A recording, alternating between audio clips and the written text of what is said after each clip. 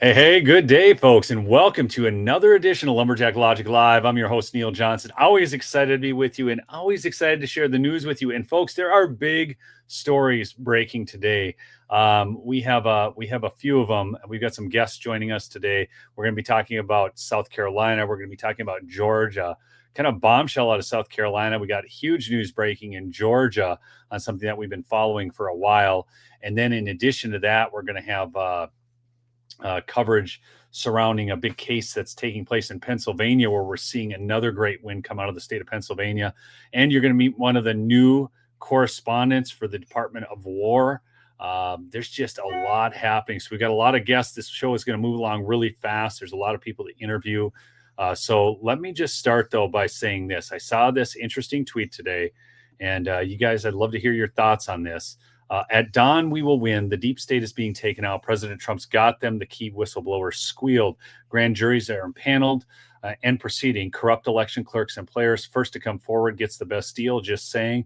Some of All Fears movie plays this at the end. Nessun Dorma, when all the deep state actors are taken out. Godspeed at Real Donald Trump and at Dan Scavino. Scavino tweeted it out around midnight. See President Trump's announcement to ban mail-in ballots in my tweet below. And this is the guy singing that song. And if you watch the Sum of All Fears movie, it's about nuclear proliferation and trying to start a nuclear war. And that is what happens. All these deep state actors are taken out. So what do you guys think about this? Peter is usually pretty accurate. I like him. But let me pull in our guest. I'm going to pull this out. And I'm going to start here. We have Garland Favorito, who many of you know of Voter GA. Garland, thanks for fighting the good fight down in the great state of Georgia. You've always done great work down there. So, Neil, good to be back with you. I think we've been covering this story for about 5 years. I was first on your show in 2021. We were talking about Fulton County ballots. Yes, and we're still talking about Fulton County ballots. And a major ruling in this today. So we're going to have Garland talking about that. I've also got Adam Morgan. Adam is from the great state of South Carolina, works in the legislature down there. And Adam's been on. Adam, I remember you had that viral speech. I did a big video on that. We got hundreds of thousands of views on that video. And then I interviewed you. We've seen each other at the RNC since then. And we've also seen each other at the inauguration. So, Adam is a true conservative. I almost said true blue, but that would just kind of wrong color. Wrong color. That's right. But there is big news taking place in South Carolina. Open primaries are a bad situation. I have another guest who's on as well. The infamous, the notorious Mike Lindell. And you would think there's two of me, right? One's famous and one's infamous, right? That's that other Mike. That's that other Mike. I read two stories about me today in the news. Okay, Smartmatic over here, I'm a defamer, conspiracy theorist, and then the other one over here, Mike Lindell, the My Pillow guy, gets into the Pentagon with his new TV, Lindell TV, and all the other bad media is out. You love it, right? Just depends on who's reporting the news. That's right. It's a wild scenario these days. Somebody look at this comment. Mike's bash sheets are awesome. Look at that. Promo code Lumberjack.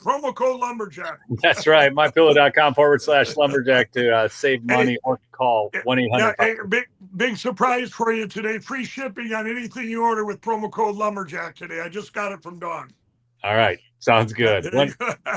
1-800-568-2865. Free shipping. The Percale sheets are on sale. The Giza sheets, you'll never go back. You'll never go back. Hey, there's no going back once you go Giza, folks.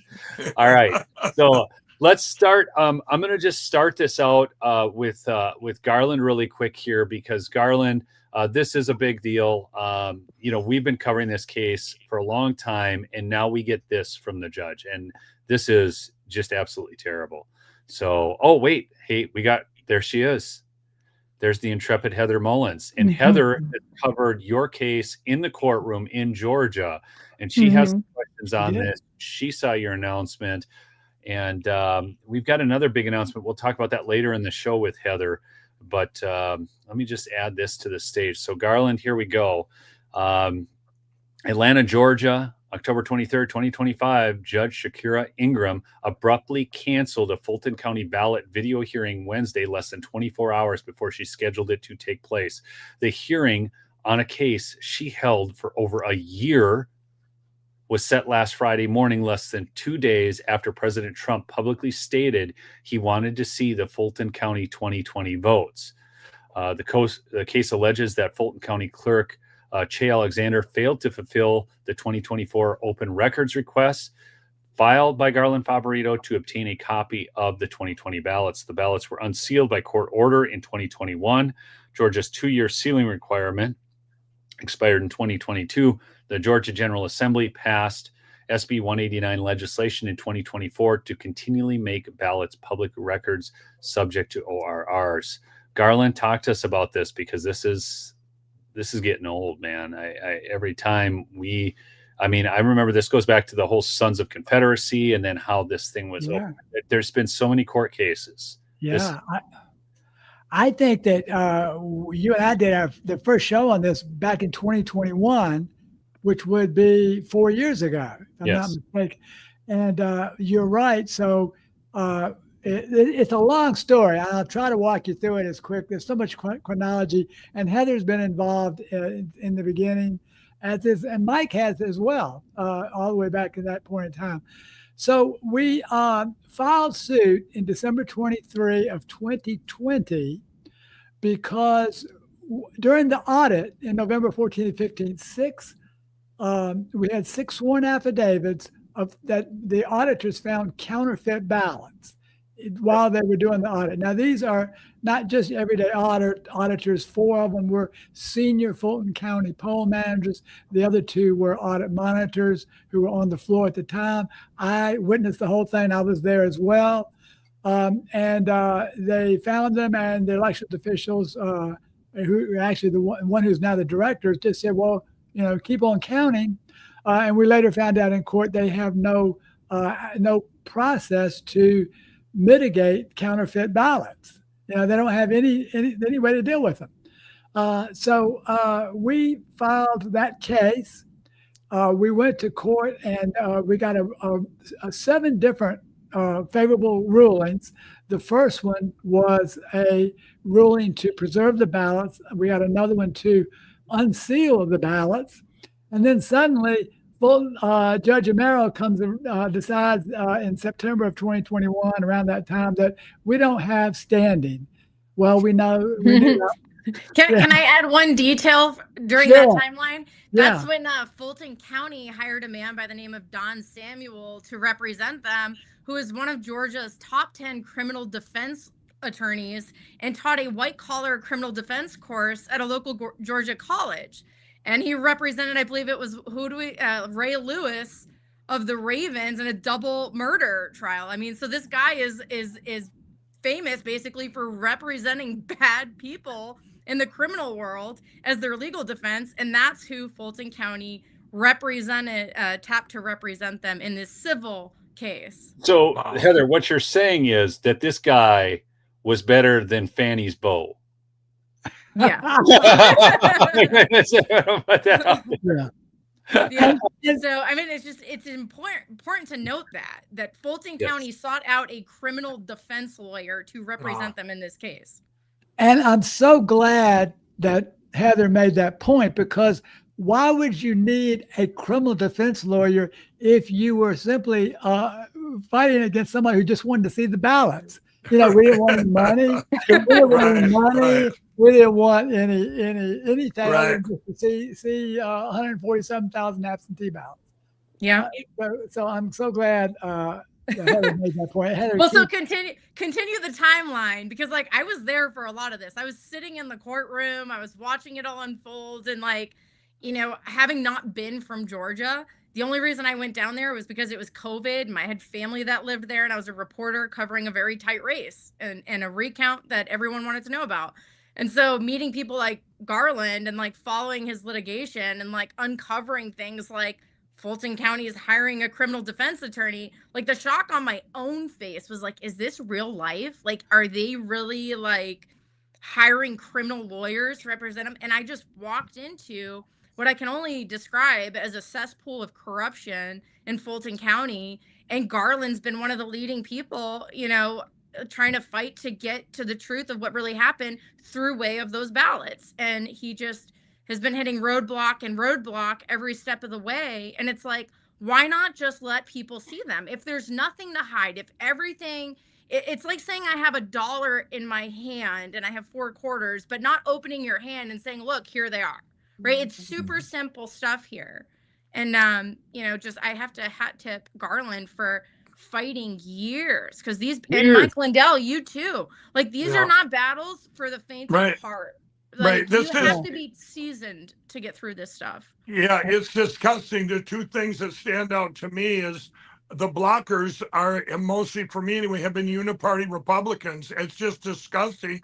Things that you would never expect. People ask me all the time, Mike, in this big spy thing you've been immersed in for years now, what surprised you the most? That surprised me the most, that the blocks you get. And then also, I mean, right up to last week, you guys, this judge made a ruling in Minnesota that I defamed Smartmatic, and a week later it comes out they're all criminals. Well, you know what? If this stands, no, you can't make this up, the timing of it. So if this stands, they could set a precedence and say, you never get to question a government contractor again. So imagine if my pillows, if they were, let's say they had contracts with the military or whatever, and there was problems with the pillows, and everyone goes, hey, we want to see what's inside those pillows. And I go, I'm sorry, I'm going to sue you for even insinuating that I have rocks and knives in my pillows. I mean, this is where we're at. It's bizarre. We pay for this stuff. We pay for these machines. We pay for all this. And it's, and to be blocked by like I say, this uniparty. And how many times, Garland, have I badmouth in a given week crooked Brad Rassenberger down in Georgia? Oh yeah, you guys, I used Brad I used to give out Raffy awards for the biggest, what I call the biggest criminal politician in the country. Of course, Robin Voss won it 4 weeks in a row up in Wisconsin. So we had to, people thought it was rigged. It was a rigged, let me bring up a point, since Mike brought up Brad. Okay. This is on par. So since he just brought up Brad Raffensperger, I was actually going through an old interview that I did with Charlie Kirk back during the heat of all of this. And Charlie Kirk, God rest his soul, was one of few people that wasn't afraid to talk about the 2020 election fraud and what was really going on. And he asked me in that interview, he goes, Heather, so what's the deal with Brad Raffensperger? Is he like, what's the deal with him? And I was like, well, Charlie, having been on the ground here in Georgia, and this is in part thanks to Garland, Brad Raffensperger walked back his story. He sent a letter to Congress on January 6th saying that his whole team had gone through, they checked everything, they found no fraud, and encouraged lawmakers on January 6th to certify the election and not send it back to the states. But because of Garland's work months later, it might actually, I can't remember if it was months later or like a year, I think it was months later, Garland ended up, through his lawsuit, trying to get chain of custody and all this other stuff from Fulton County. Fulton County couldn't provide it, and that came out in court thanks to Garland. Well, then Brad Raffensperger puts out a thing saying it's unacceptable that Fulton County doesn't have chain of custody documents accounting for more ballots than the margin of victory. And this is after he wrote a letter to Congress saying his office checked out everything and to certify the victory. 4 months later, or whatever it was, he's walking that back. So I don't trust a word out of Brad Raffensperger's mouth. I don't know if he's just scared, corrupt, bribed, blackmailed. It's something, because his stories are just complete BS. Okay, Heather, by the way, thanks for taking me on that trip down memory lane, because I had forgotten all about that one. And as soon as you start talking about it, I remember. But I want to say something really quick here. If we're going to talk about the uniparty, because this is where we do face. And I will say this much. So a lot of people say there's no difference between Republicans and Democrats. Actually, there is. I do want to make that point, because if President Trump didn't have a Democratic House and a Democratic Senate, or if he had a Democratic House and a Democratic Senate, he wouldn't be getting anything passed. Okay. Right. So just understand that at the end of the day, sadly, a bad Republican is better than a quote unquote good Democrat, because they vote lockstep typically. But I want to throw this up here really quick. Adam, you brought this to my attention today. And this is what's going on. And this reminds me so much of Georgia as well. Garland, you can probably even one of the videos I get asked about more than any other video I ever did was a story on Landmark Group out of Georgia, where they were running Democrats as Republicans. And this is not just running Republican lights as Republicans. No, these were actual Democrats, people who were openly supporting abortion as part of the Democratic Party. And then all of a sudden they just switch over because they realize they can't win with a D after their name in certain districts. And here we have it in South Carolina, apparently too, Adam. Oh, yeah.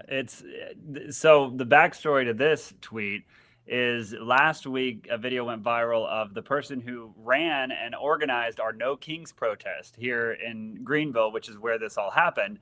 He went, he's a Democrat, major Democrat operative, and he goes on social media and tells all the Democrats, you've got to get out and vote in the GOP primary coming up this Tuesday, this special election. Actually, the quote's probably right there. Oh, yeah. He says, until Democrats can run competitive races in these districts, we got to get out and take the opportunity to pick the candidate. And this was widespread. They were all over Reddit. They were all over these other sites saying, this is where you vote. Democrats come and flood the vote because we need, and they named the candidates. Go vote for Batson. And then in the Senate, there was a Senate candidate they were pushing for.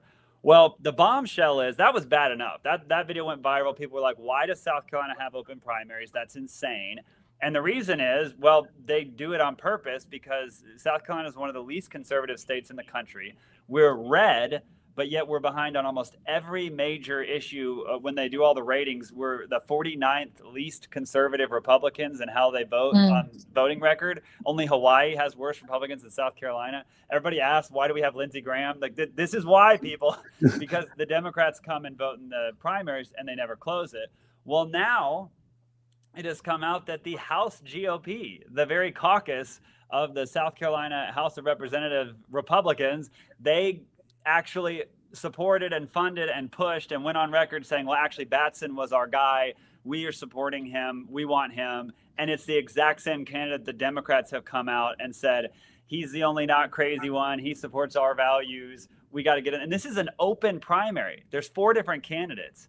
So the fact that the GOP establishment and the Democrats are looking at these candidates and saying, yeah, this is the one we need. They won't be crazy. They won't be a Freedom Caucus candidate, and are willing to put money and time and effort into it.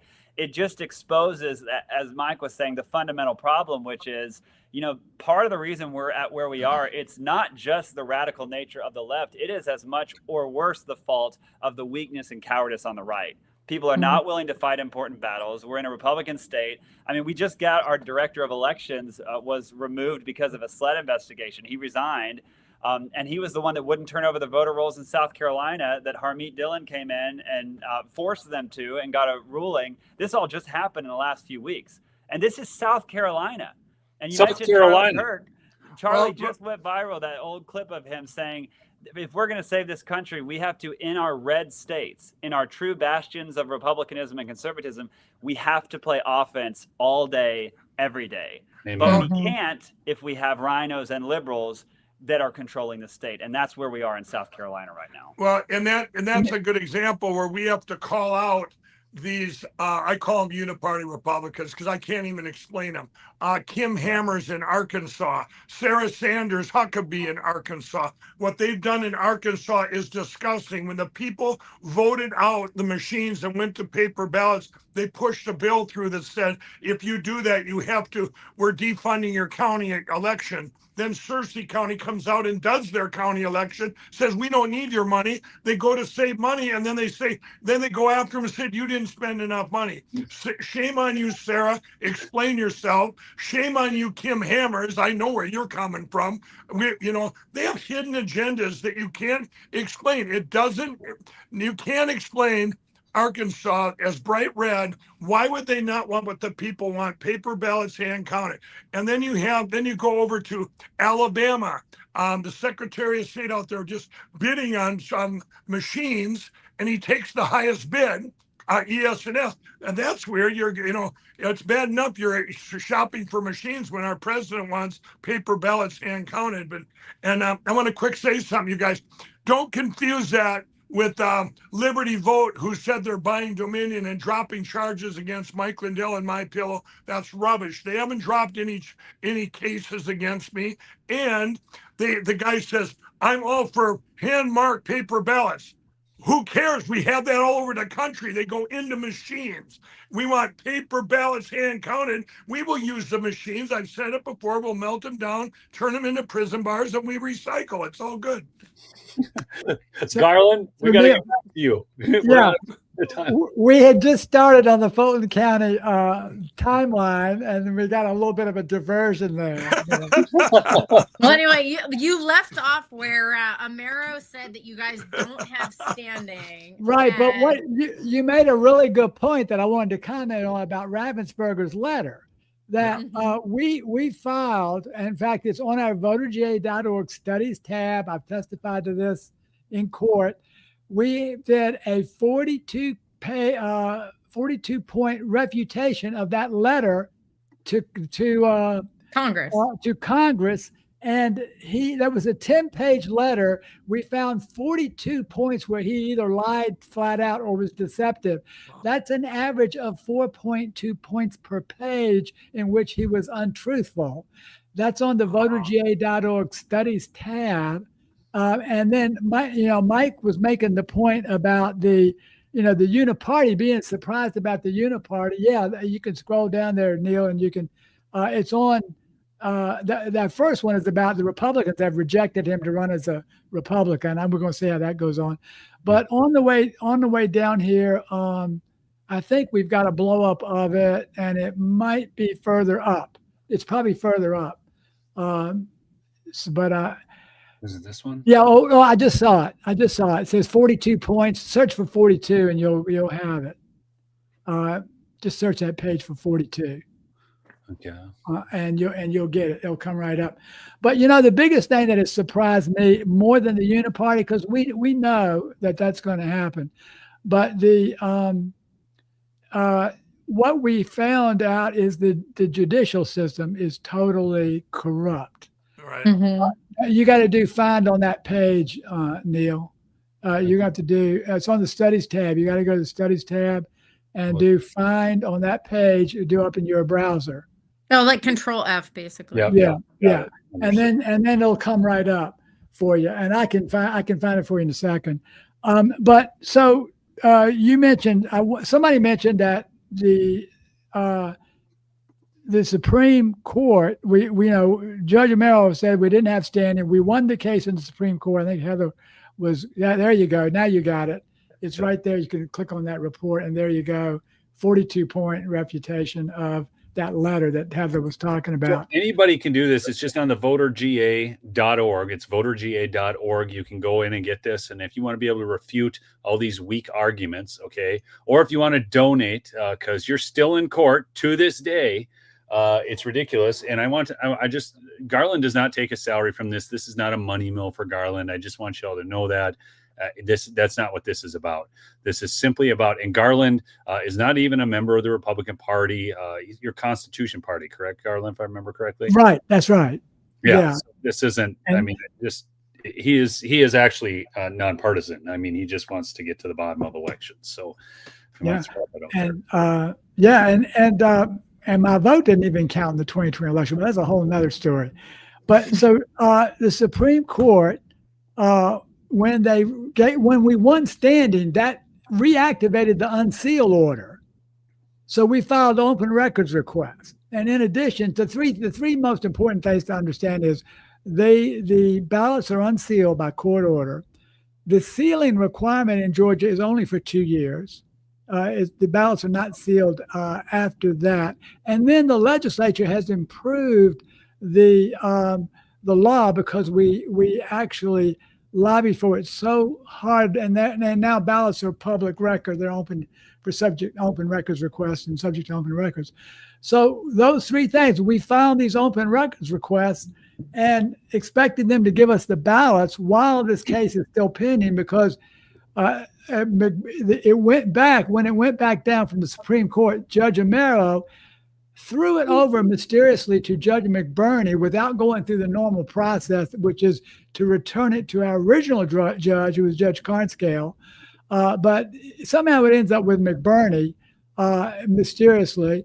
And we filed a motion to recuse him because of his actions in the Fountain Willis trial. Another Fulton County judge comes in and said, no, it's okay, he can stay. So then, but to try to make a long story short, we filed these open records requests. The clerk just ignored them, and we've got responses back that says there are no responsive records to your request. Well, does that mean that the ballots were destroyed?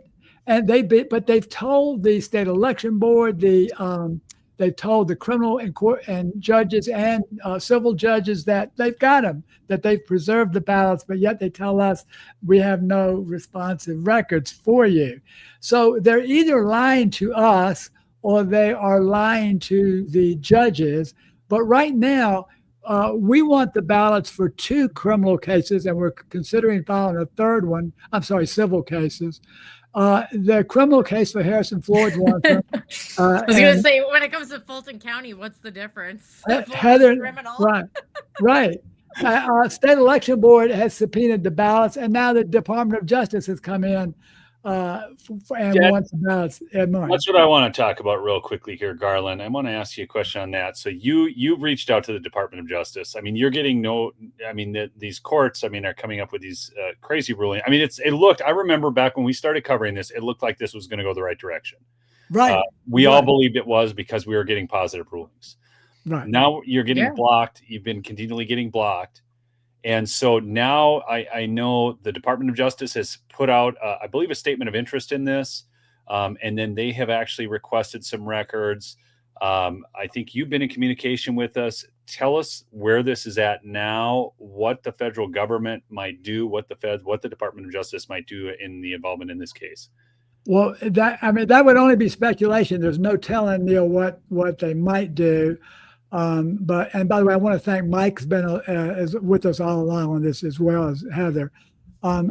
It's hard to predict, but what we do know is that Ed Martin wrote a very polite letter to Judge McBurney saying, hey, we'd like to get a copy of these ballots.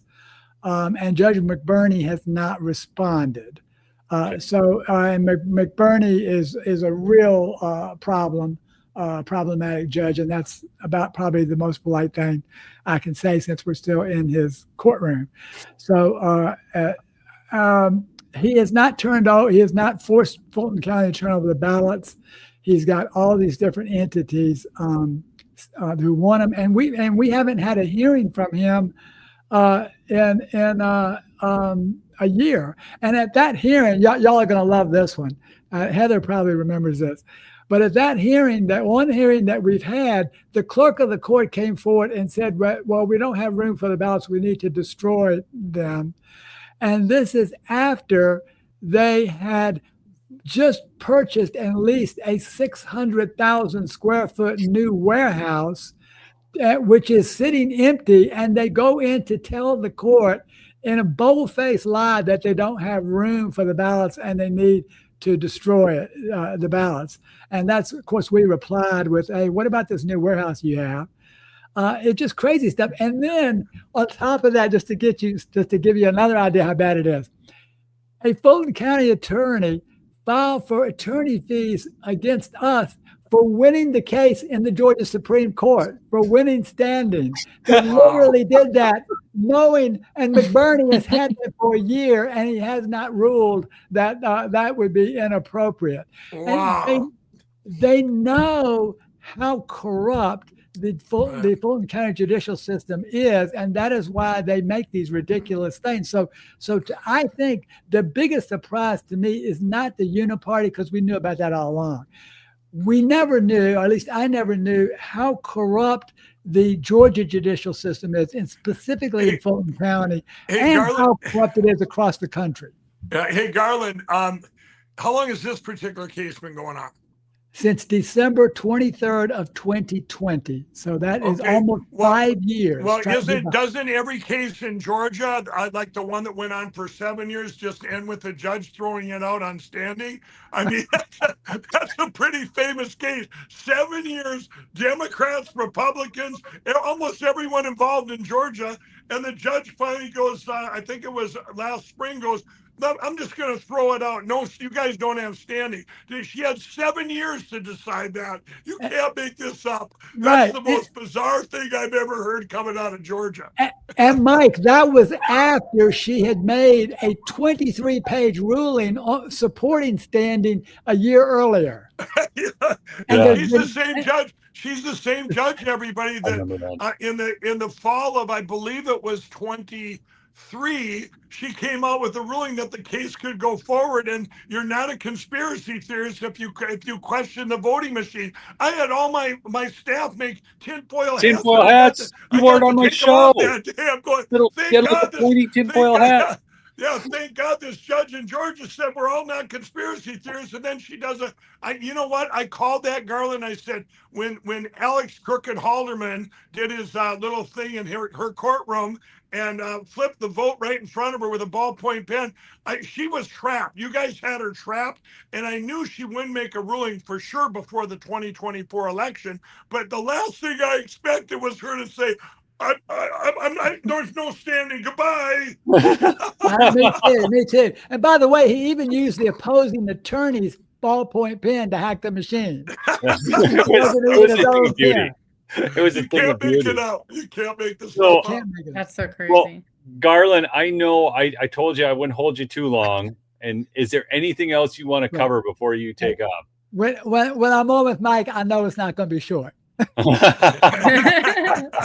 You know what I just got reminded of though from that. I'd like to ask Garland about this. That Curling v. Raffensperger case. I did a lot of digging and coverage of that as well for a while. And one of the things I remember was a deposition from Dominic Alamo, who at the time was working for Dominion in Fulton County.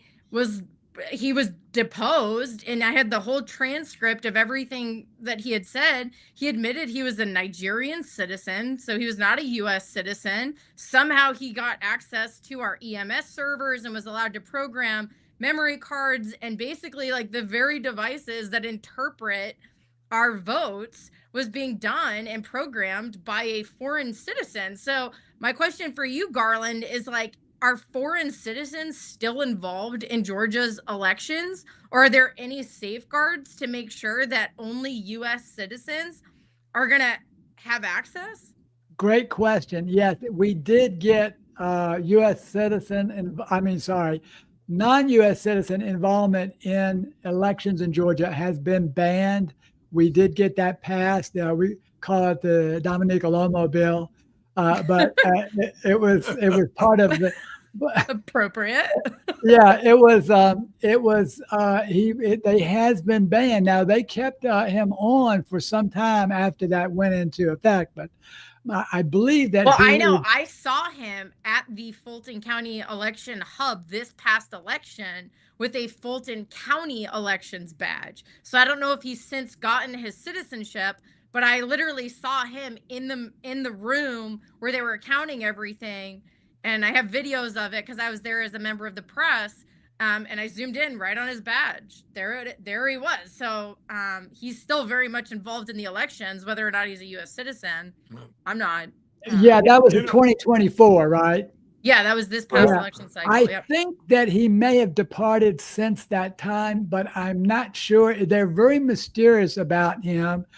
We have not been able to get straight answers. But the irony, to Heather's point, the irony of all this is that you have to be a citizen to vote, but you don't have to be a citizen to control all 524,000 ballots in the state of Georgia. Yeah, Georgia, I want to quick say this, Garland, and by the way, everybody, Garland's a national hero and treasure. What you've done down in Georgia, we've had to fight and fight and fight. When you have deviations down there, that are such anomalies and mathematical impossibilities, you think it should be a slam dunk. Like no other state does someone get 0 votes in their own precinct. No other, I mean, you can't make this stuff up. No other state does the Secretary of State come in at 33 or 35 points the 2 days before the election or the night before, and magically they get 51% of the vote. I mean, it's you can't make the stuff up that goes on in Georgia. But yet you show this and they go, well, there's nothing to see here, nothing to see here. And thank you for never giving up, Garland. Yeah, thank you, Garland and Mike. Well, it's people like you and Heather that support us, and you help us get the word out. That helps us raise money and it keeps us alive. We can keep the lights on because of y'all. Right, thank you. Thanks, Michelle. I saw that. All right, guys, I want you all to comment on this because you're talking about illegals running our elections. Well, check this one out. Rants exclusive. This is from Seattle Red 7070 AM. Jason Rants. King County Jail admits it illegally hired 38 non-citizens and refuses to terminate them. So you think it's bad that they're running our elections? How about the fact that they're running the prisons that incarcerate American citizens while they don't serve in it? Oh my gosh! This just came out. This came out today in a major escalation of the scandal reported exclusively by the Jason Ranch Show on Seattle Red 770 AM. The King County Department of Adult and Juvenile Detention has publicly acknowledged that at least 38 of its corrections officers were hired and certified despite failing to meet the immigration eligibility requirement under the state law, and the county is continuing to employ most of them in positions they were illegally hired to do. Now, Adam, I want to turn this back over to you because in South Carolina, wasn't it South Carolina where there was a major arrest at was that Hyundai plant or something like that? Was that South Carolina? Yeah, well, I think we had the chicken plant. I think that one was maybe Alabama. Yes. You know what's crazy? It's southern states. We've talked about Alabama. Yes. We've talked about Arkansas. We've talked about South Carolina. Those were all 3 out of the 5 things that Charlie Kirk mentioned, the 5 states. He's like, these are the most conservative. They should be leading the fight everywhere. And in fact, what are they doing? If you look at the state budget, they're bringing Hollywood tax subsidies. They're bringing foreign companies that are pushing DEI and making any company work with them be DEI compliant. They're actually altering the culture. That's why Atlanta and Georgia has turned purple, is because of a red controlled legislature run by country club Republicans who are really just uniparty hacks who aren't Republicans at all. And South Carolina is dealing with it and Arkansas is dealing with it. But I do want to comment, is it not the height of irony that people who are engaged in punishing people for breaking the law by their very existence are lawbreakers? It's like the policeman that was arrested for being an illegal immigrant. You're literally paid to go around and enforce the law on other people that you do not follow. Like, exactly. You can't make it up. It's crazy. No, you cannot. We had that same thing happen in Minneapolis, actually. Mike, I mean, Minnesota, I hear they need a new governor, Mike. Well, you guys, I'm 99.9% there now. We're doing the last bit of due diligence, and you're going to hear something news real soon. We did the preliminary polls, and there's no one close in the primaries, and now, according to the polls, I would still be down to Waltz and head-to-head, but obviously I've lived in Minnesota all my life, and it would be very easy just pick any of the things he's done in campaign. I mean, it's like everything I stand for, he's a polar opposite. I mean, and he came out the other day and he said, if Mike Lindell, or we need to keep Mike Lindell and Donald Trump out of Minnesota, we need to keep our family values. That's what he said, man. That's what he said, Mr. How many bathrooms do you need? I mean, you can't make this up. It's like family values. I said, and you got to realize, I went head to head with Tim Walz before I even was political. Back with the China virus, him and I, before I knew masks didn't work, he goes, the state needed masks, and I had all these millions of dollars worth of masks, so I was going to donate them. He says, no, we can't take them from you, Mike, until after the election. This was 2 weeks before the election. I said, you said you need it. I'm going to make a national story out of it. And then he says, okay, we'll take it but you can't have any news media there. They have to park across the road. So we agreed to that. The next day I get there, his number one lady couldn't show up, I think, because she got the China virus. But anyway, so she couldn't show up. So here comes this other assistant who couldn't stand Waltz that works for him. And this is when I was considering governor. Then I said, yeah, he told me, he goes, that the news trucks had to park over there. She goes, bring him over here. And the first thing she said to me, she goes, you'd make a great governor, Mike. Well, that was her last day at work ever, but you kept she just slammed Waltz. But you got to realize what Waltz did back then. I mean, I would put him up against any as the worst governors in the country. He made us at Thanksgiving, if you had 10 people in your house, the neighbors could turn you in if you had more than 10, and you get 90 days in jail. I mean, people were just up in arms about it. It was nuts. At Christmas, streets. Yeah, at Christmas, you got 2 more. He gave you a couple extra at Christmas. Now you get 2 more. And then remember, he was going to shut down our fishing in Minnesota, our fishing opener, if it wouldn't have been for our great president giving him a call when all the protesters were out in his front yard. He said, get these people out of my yard. The president just talked to him. And I believe, because shortly after that, he opened up the lakes. But if that call wouldn't have happened, we would not have had a fishing opener during the China virus. Well, I go to the Boundary Waters every year, Mike. Every year I take my kids to the Boundary Waters. We weren't supposed to go to the Boundary Water. How can you get more distant from people than in the Boundary Water? It was absolutely the stupidity. I felt like didn't his whole family endorse Trump?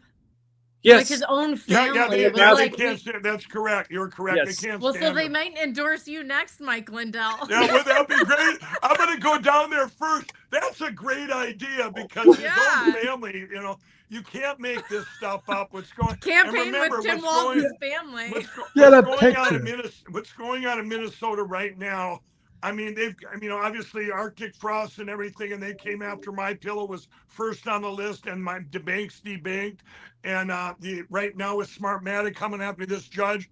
But there's a third thing going on, and that's Keith Ellison, the radical Muslim crazy in Minnesota. The AG is coming after my Lindell Recovery Network full force. Last night we had to have all these things in.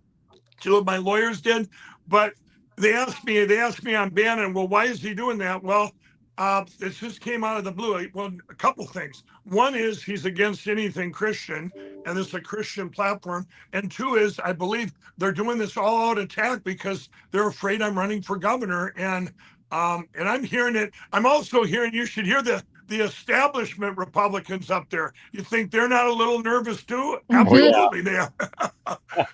It's going to be epic. Okay, all right. I've got another story to get to, but Mike, cover for a minute here. Tell them what's going on. Yeah, you guys have helped get My Pillow through the worst attack on a company in the history, not just of the world. There's nobody, by the grace of God, we were able to get through, and with you guys supporting My Pillow. So what we're doing, we're giving back these specials here using mypillow.com/lumberjack. The towels that all came in $39.98. The closeout sale on the percale sheets, $29.88. They're going fast. They're almost, I'd say they're going to run out this week. You guys, any size, any color. And there's the slippers, $39.98. A lot of the men's sizes are gone. Get those before they run out. And then we have the My Pillow premiums. We've sold over 85 million. You guys, you can get those for $17.98 and $19.98, the lowest price in history, keeping my factory running, and it's been a miracle. Then we also have the best energy drink in history that just came up. We're exclusive on that, Rev 7. I drink it every day. It's got ketones in it. BHB ketones, that's really good for your thinking, your mental clarity. There's no crash, no caffeine, no sugar. That I recommend that to every single person in the country. There's nothing better than that Rev 7 energy drink. And then the last thing I want to say is no matter what you order today, it's free shipping. It's on my employee-owned company, My Pillow, who just keeps getting attacked. And then we find out today, by the way, we just found out, this is breaking news, and that Operation Arctic Frost, everybody, that our government, the IRS, the DOJ, and the FBI and 3 other entities were ordered to attack 92 individuals and companies. My Pillow was first on the list, and this is when 2 of my banks, my friend called me up, I'd known him for years, said, Mike, I'm sorry, you got to find a different bank, and wouldn't tell me why. Well, now we know why, but we also know this just came out. Here's who signed that order. The ones that signed that order was A.G. Garland, his chief deputy, Lisa Maracco, and Christopher Wray, all physically signed that document. I've got it here in front of me. This just came out. This is horrific. Our own government, I had to put up with machine companies attacking me. But then this is how deep this goes, everybody. This has been a battle of evil and good, of biblical proportions. And all of us here, we're all at the tip of the spear. And but My Pillow, you guys use that promo code Lumberjack and keep us in business and keep my employees. They've done nothing. This judge just ruled in Minnesota that they were guilty, vicariously liable. That's just guilty by association, that their employee was out there waving the flag and saying, we've got problems in our election. So My Pillow gets just destroyed and says they defamed them. You know, most of the people in My Pillow, they're not even political. They don't want me out there running around trying to save the country. You know, they just want to work their jobs and make pillows and help people and help themselves with their families. It's disgusting. By the way, Neil, if you could give out the phone number, because these are moms and dads and working from home that it's 1-800-568-2865. Again, folks, it's 1-800-568-2865. Go talk to a real human being. Real human being. Real human being, that's right. And they speak English. You can't make do. this up. I can Praise the Lord. They speak English. I have got a treat. Guys, hold on. Adam, you've got to run. I got you on the show. And so I got to let Adam go. And Adam, I want to thank you for joining. And I want to thank you for bringing us the news out of South Carolina. South Carolina has become a pivotal swing state. And right now we're looking towards a midterm where we're going to potentially have, again, uniparty Republicans and Democrats choosing the candidates versus the Republican base. And I don't think anybody wants that. So Adam, just real quickly, what can the people in South Carolina do? Who should they be calling? How should they be raising Cain to get this changed? Yeah, the good news is, yesterday or Tuesday's primary, we actually beat both of the establishment candidates, and there are now runoffs with 2 conservative candidates in both of those races. So that's the good news. The bad news is South Carolina is one of the states where if California actually does this redistricting plan they're doing, we have to redistrict South Carolina and take back the Democrat seat that they currently have districted, for a majority minority district. It's very simple. North Carolina, the purple state of North Carolina is doing it. South Carolinians, the leadership here, the Republican, we have a supermajority, both House, Senate, and the governor, and they don't want to touch it. So we're going to need people to contact the representatives and say, no, redistrict tomorrow, call a special session and get busy. Because I know everybody's just sick and tired of do-nothing Republicans, and there's no excuse in South Carolina. We control everything. So, yes, definitely vote in the election. It's in 2 weeks, November 4th. Like I said, actually great candidates all around, so do your research. I always go with the Freedom Caucus candidate. If Georgia had a stronger Freedom Caucus, if they had not been successful in taking out a lot of those Freedom Caucus members, and they would be in a different position today, in my opinion. And I think that you need to get candidates who are willing to go in and actually fight. I mean, they're where they're passing laws and where they're really able to affect change. And most people in politics have no backbone whatsoever. So you've got to elect fighters who are willing to take the brunt. I mean, just in this election, they spent thousands of dollars against any Freedom Caucus candidate in negative attack ads. And it was Republicans who were doing that.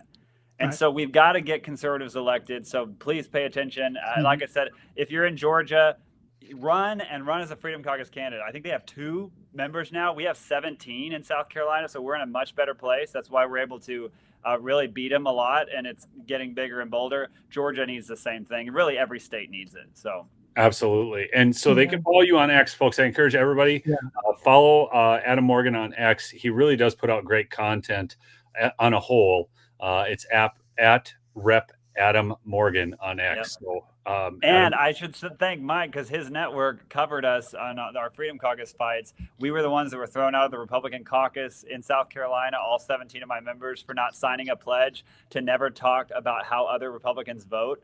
And they didn't want us sharing the public voting board with constituents because it made other Republicans look bad. And they actually kicked us out. And, Emerald and several of those other people that were awesome. With your network were the only people who would cover it initially. And then as it got more coverage, it kind of blew up. But so thank you for all the work that all of you do. Thanks, Adam. And thanks for joining us today. We'll see you again in the near future. Thank you. So go ahead, Garland. Well, Neil, I just wanted to give, I gotta, since we were talking about MyPillow, I got a real quick testimonial for you. I don't think Mike has never heard this story. I don't think. I've been trying to tell on the show, but he's already going so fast, so I couldn't catch up. But we were filming Absolute Proof. And we were sitting around the table, Brandon's table, eating Memphis barbecue. And this was the first time I had met Mike in Northern Alabama. And I was talking about all the problems I were having with sleeping. I wake up with these neck aches and all this kind of stuff. And I had to go to a chiropractor. And he said, well, what kind of pillow you sleep on? I said, well, it's a down pillow. And he said, well, here, you need, I know, see, because I didn't know. I know that was a bad thing to say, wasn't it? So he's like, you do what? So, I know. So he says, you need to get this. You need to, I think it was the white level pillow. Yep. So I ordered them. I got back home. They flew me back home. So I figured at least I could do is buy a couple of pillows. So I bought that pillow and slept on it. And it, like, after the first night, no more cricks in my neck, no more chiropractor visits. It was a miracle. And he said it's because the pillow is going to support your neck better. And it's a true story. It really worked for me. Charlie. Mike, I was never able to share that, but I'll share it anytime. Anytime you want me to tell that story, I'm with you. I'll grab the tell. Well, Garland, I got one more news story to cover, but have you tried the Giza sheets? Have you tried the Giza sheets? Yes, we've got Giza sheets on my bed. Okay. You're out of my favorite color. My favorite thing ever is the moccasins, especially now that it's getting like colder. My moccasins. I live up in New England, so like it's like snowy, cold winters, and those moccasins in the winter are just like my favorite thing ever. So I'm plugging in. That's and they're on sale. And they're on sale. They are $39.98, you guys. And I'll tell you, you know what? Any entrepreneurs out there, any inventors of products, all I did was reverse engineer problem solution. Even like my towels, the problem is, towels they make nowadays that they feel good in the store shop, but they're like pre-snotted or something when you go to wash it, like what I said that before, like the tissues, they put these fabric softeners and lotions in the towels. So I made the towels like they used to be made, with quality, and that they absorb. Or like the slippers you mentioned, they have impact gel in them that's made with soybeans. This technology wasn't out there before. It's like walking on a cloud, like you could walk all day long with them and not get fatigued. It's absolutely amazing. So, and the My Coffee, they're bringing up My Coffee, the best coffee in history. There's no other coffee that you can even come close to the coffee that we have. So what I've done is just went right down the line with products. By the way, our president's favorite product, Neil, which is yours, the Giza sheets. The Giza sheets, baby. But Mike, you're out of my favorite color, though. I want you to get I think it's that. I've got to look it up to find out what the color is. We got more coming in. There's more coming in. They come in slower than they used to because we've all been debanked, so we have to pay cash for everything with this law fair. But we're getting through. It's amazing, Mike. I got to credit you just for continuing the fight and actually being able to continue your business in spite of everything. That really does take a certain amount of tenacity and skill. I want to cover this too really quickly because we're coming up here on 53 minutes. So I've got Elias Nwanda is a 33-year-old illegal alien from Burundi convicted of sex offenses. He received $176,756 in free taxpayer-funded health care through Medicaid. What? I thought we were told that the illegals weren't getting health care.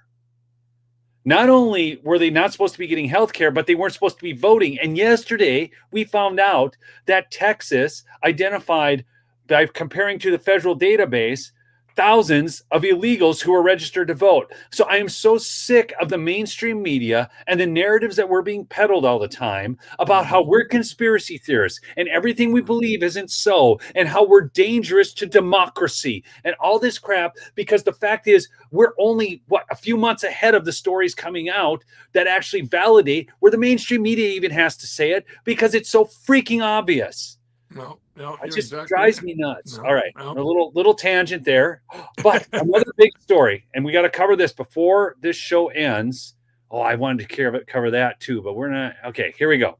I want to bring this in to the show, folks. If y'all remember, this is all these mainstream media, these journalists leaving the Pentagon, willing to sign on to the new directives from the Pentagon. And what this has resulted in is today the Department of War is announcing the next generation of Pentagon press corps. We're excited to announce over 60 journalists representing a broad spectrum of new media outlets and independent journalists have signed on to the Pentagon's media access policy and will be joining the new Pentagon press corps.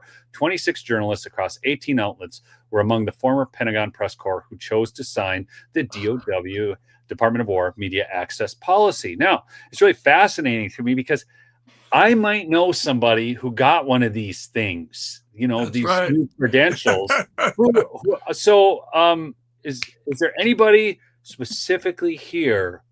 That would be Lindell TV. Hello. Well, Heather Mullins and Heather Mullins. Heather Mullins got a. Oh, Heather, you got in too. Yes. Well, congratulations. That's awesome. Thank you. Look at that. Neil didn't even know I got in too. Way to come. But it's really awesome. And it's in all the news, political, all these ones that were kicked out. They're doing news stories going, all these people, including My Pillows, Mike Lindell's network, Lindell TV, and Heather, congratulations, because what a move to make. And just, here we go. It's going to be amazing. And what a great move, Well, Heather, tell us, how bad was this thing you had to sign that you can no longer be a journalist anymore?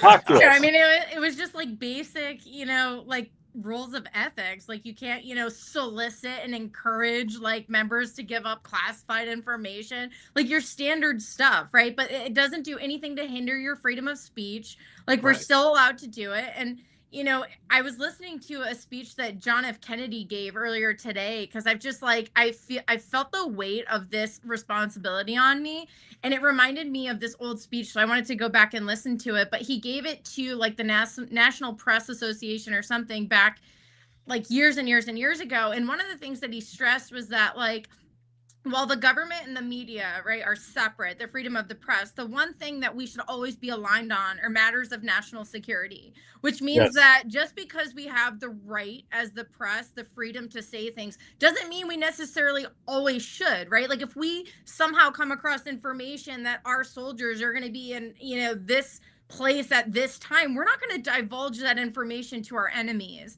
And I think that's where, we've had a media for so long that has worked against the American interest, that has worked against American national security, and that these codes of ethics were really just put in place because being in the Pentagon is not a right, it's a privilege. And like when we are there, even as journalists, we have to operate with like the fundamental core principle that we're going to do at the end of the day what's in the best interest of American national security.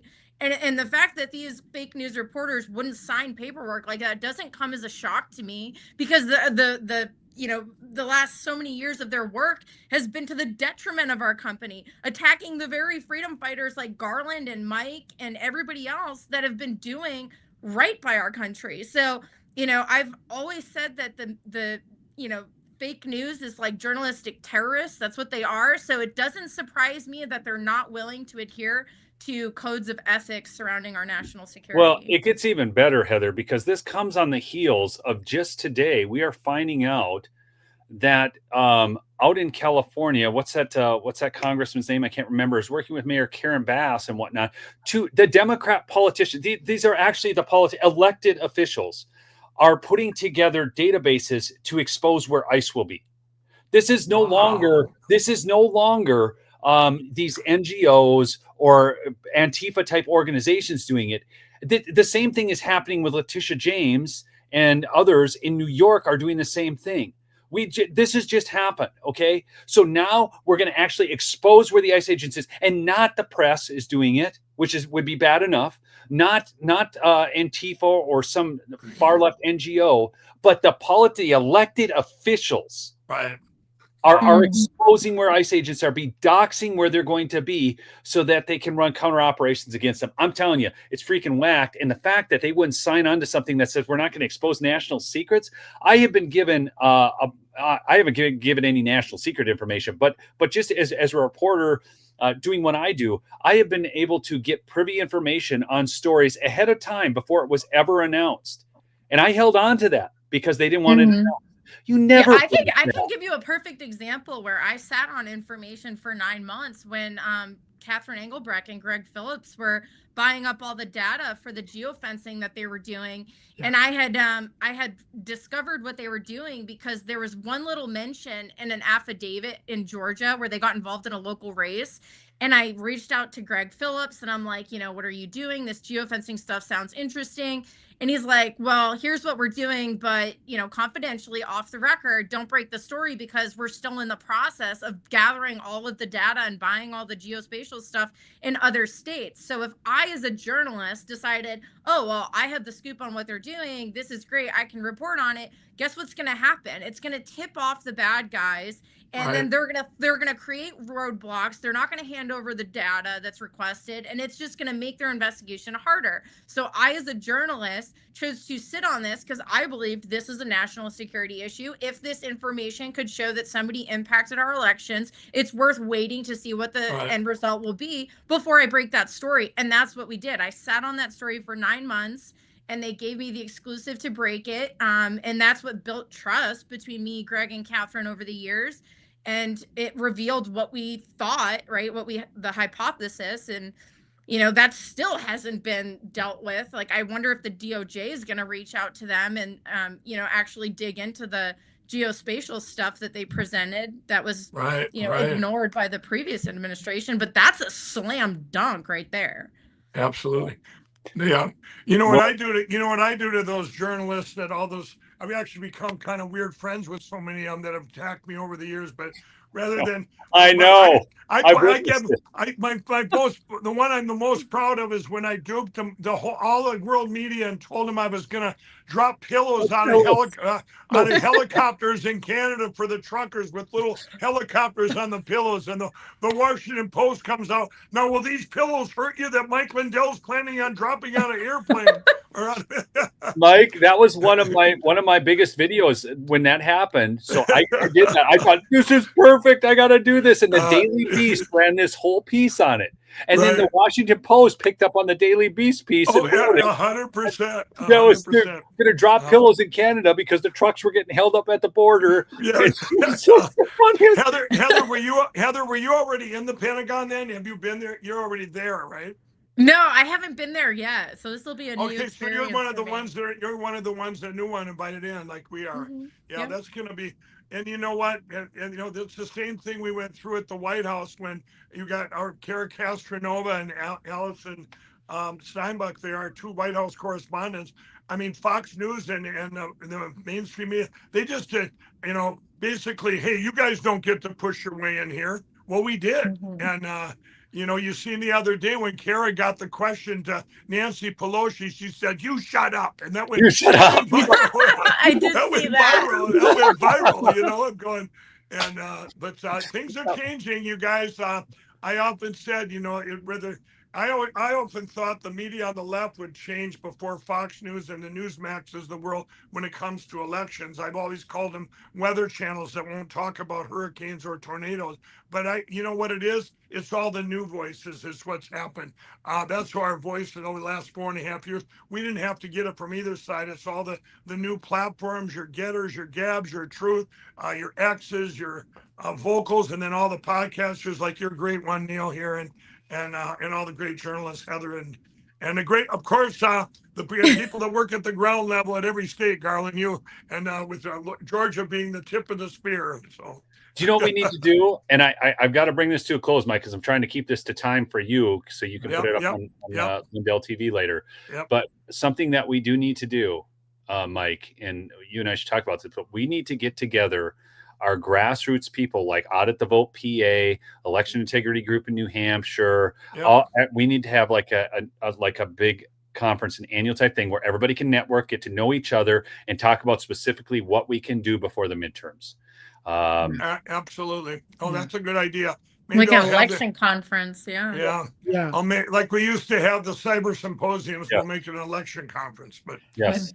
And then Neil, you get and you want to hear everyone's got to hear the good things going on. I'm sure you all know about Dallas County voting out the machines for this midterm. I mean, for the primary to get to set an example of paper ballots hand counted. I'm really looking forward to helping them out and getting that to fruition, because we will finally have an example to the country that, hey, it can be done with a big county. What? You're kidding me?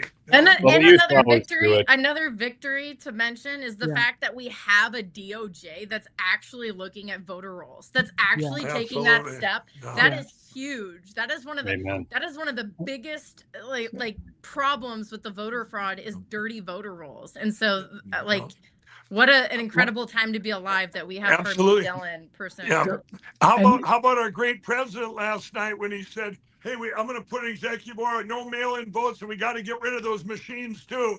I mean, it was so awesome. I texted him. I'm going to meet him in a couple weeks again, but he is just, you guys realize he has one goal there. He knows that our election platforms are the most important thing, more than anything he's doing, because it can all go away in the blink of an eye if we don't get rid of these machines and get to paper ballots hand counted. And we've already got procedures on how to do that, how to conduct an election with no machines and a clean, dynamic voter roll. But I want to just add one last point, Neil. When you have that conference again, what we need to do is get all those individuals, the state experts together, and then we have a 1-hour segment. Who says there was no election fraud in 2020? And let the media call in and let all the experts answer for their states. I think that would be a killer. Awesome. That would be a killer. That would go viral. That's viral content right there. Yes, right on. All right, folks. Thanks so much for listening to this edition of Lumberjack Logic. Remember, go check out My Pillow, mypillow.com/lumberjack. Call the 800 number, 1-800-568-2865, 1-800-568-2865. Give those home operators business free shipping, great deals. Get your Christmas gifts from people who actually like you. Mike, do you like my audience? I love your audience. That's what it's saying. Go buy from people who love you. All right, we'll see you in the next episode, folks. Peace out.